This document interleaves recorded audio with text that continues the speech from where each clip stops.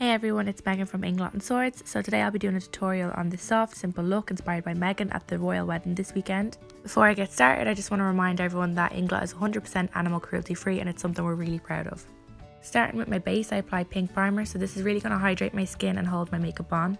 I mix in 62 illuminator, so this is going to give me a soft glow which is perfect for bridal makeup, and it's going to give me a dewy finish on my foundation.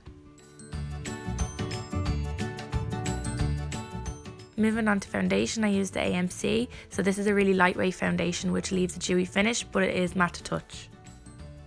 Now using my 38SS brush, I then use this to buff out my foundation as Meghan did have some freckles coming through, so I really wanted a natural coverage. Moving on to concealer, I then place this underneath my eyes, down the centre of my face and onto my lid, so this will really brighten up those areas. I use my 4SS brush to buff this out so that it will give me a really flawless finish on my foundation. And using Nude 5 HD pressed powder from the JLO collection, I then set anywhere I place that concealer, mostly under my eyes, so making sure it wouldn't crease. Then to warm up my face a little bit, I used the sculpting powder from the JLO collection, so I use this on my cheekbones and along my forehead to add some definition. This collection is hypoallergenic and paraben free.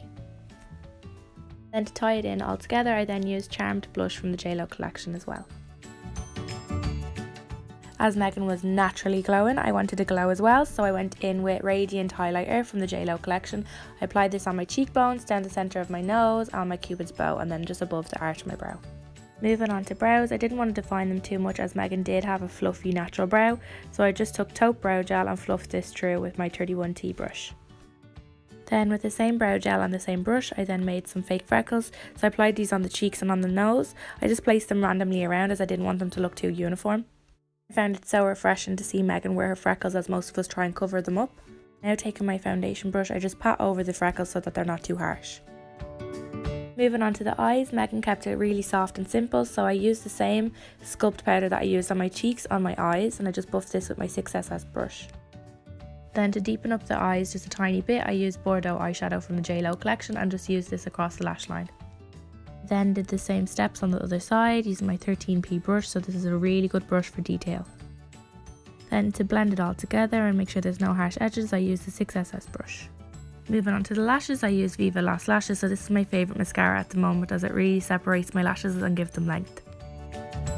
Moving on to lips, I then use 74 Soft Precision Lip Liner, so this is a perfect colour for bridal makeup and it's a really nice pink shade as well if you do wear a bit of colour during the day. Then to top it off, I use Soft Rose Lip Gloss from the JLO collection. These are fab as they are a non-sticky formula.